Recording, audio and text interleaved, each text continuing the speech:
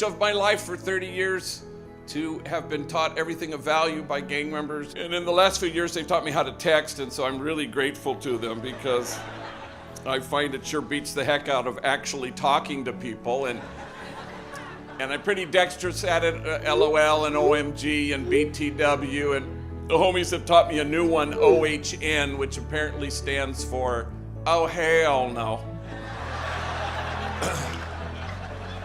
And I've been using that one quite a bit lately. My alma mater, Gonzaga University, called me and said they were going to have a big talk on a Tuesday night with 1,000 people. And so I said, sure. And they said, can you bring 2 homies with you? And I always pick homies who have never flown before, just for the thrill of seeing gang members panicked in the sky. I've never picked anybody more terrified of flying than this guy, Mario. He was just absolutely petrified. In fact, he was hyperventilating. And we hadn't even boarded the plane yet. And then our flight crew arrives, and I see 2 flight attendants, females, and they both have very large cups of Starbucks coffee, and they're schlepping up the front steps. And Mario goes, when are we gonna board the plane? I said, as soon as they sober up the pilots. I should tell you that Mario, in our 30-year history at Homeboy, is the most tattooed individual who's ever worked there. His arms are all sleeved out, neck blackened with the name of his gang, head shaved, covered in tattoos, forehead, cheeks, chin, eyelids that say the end, so that when he's lying in his coffin, there's no doubt. And so I'd never been in public with him, and we're walking and people are like this and mothers are clutching their kids more closely. I'm thinking, wow, isn't that interesting? Because if you were to go to Homeboy on Monday and ask anybody there who's the kindest, most gentle soul who works there, they won't say me, they'll say Mario. He sells baked goods at the counter at our cafe. He's proof that only the soul that ventilates the world with tenderness has any chance of changing the world. So the nighttime talk comes, and it's 1,000 people, and I invite them up to share their stories in front of all these people for 5 minutes each. They were terrified, but they did a good job. And honest to God, if their stories had been flames, you'd have to keep your distance, otherwise you'd get scorched.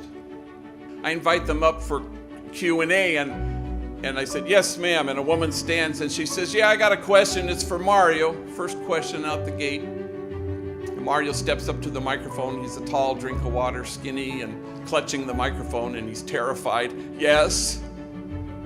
And she says, well, you say you're a father and you have a son and a daughter who are about to enter their teenage years. What advice do you give them? What wisdom do you impart to them? And Mario clutches his microphone, and he's just terrified, and he's trembling, and he's getting a hernia trying to come up with whatever the hell he's gonna say when finally he blurts out, and he stops, and he retreats back to his microphone clutching, terrified retreat. But he wants to get this whole sentence out. I just don't want my kids to turn out to be like me.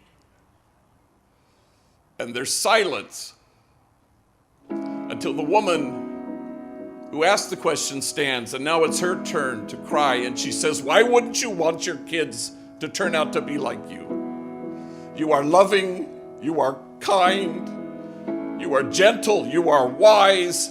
I hope your kids turn out to be like you. And 1,000 total perfect strangers stand, and they will not stop clapping.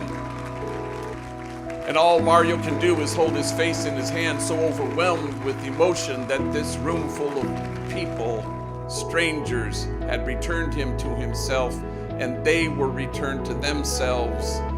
And I think you go from here to stand with the demonized so that the demonizing will stop.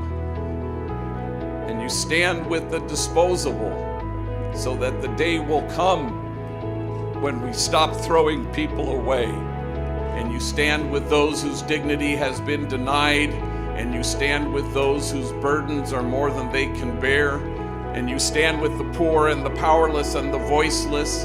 Make those voices heard.